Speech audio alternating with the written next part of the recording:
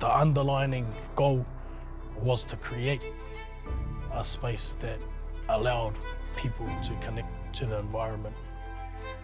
What come from that thinking was the Atea space. We are the people of yesterday.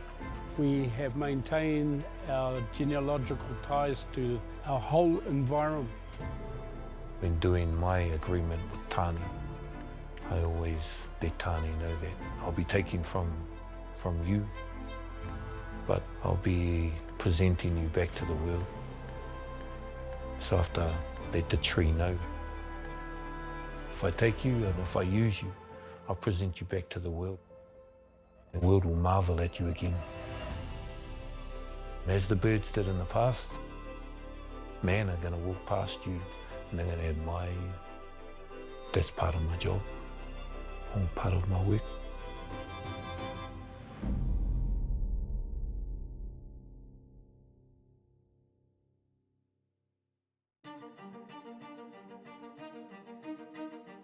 In order to understand the significance of ngā puna waiariki, you have to understand the space. He here I te tangata anō nei, he awa here.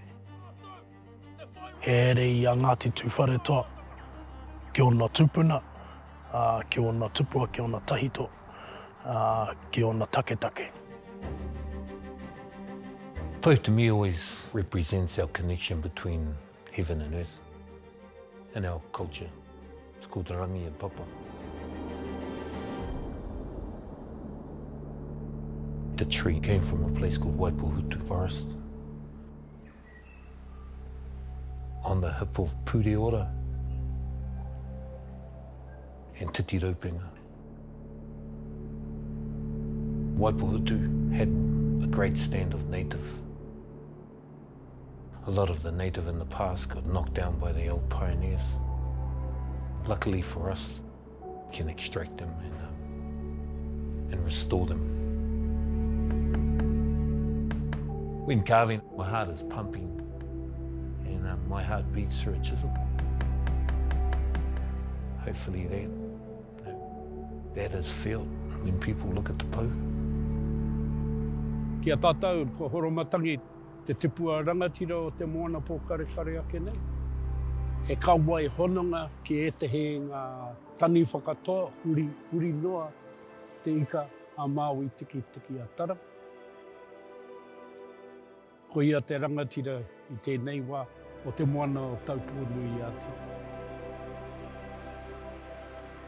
Many people I know have seen horomatangi in different forms. Some will see him as a light. Some will see him as an eel.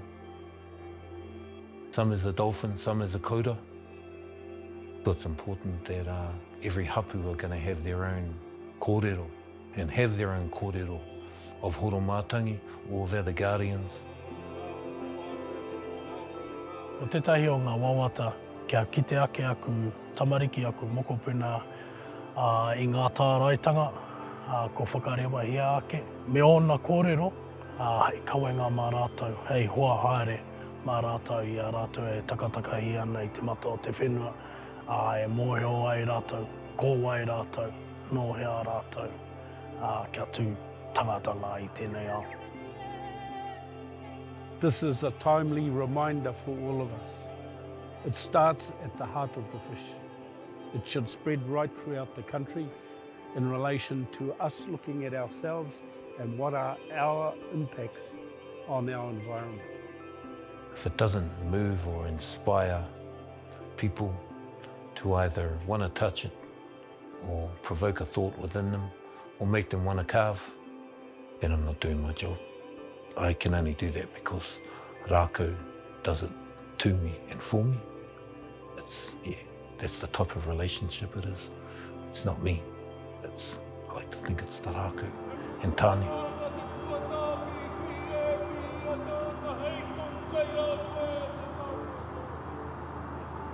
Tōtara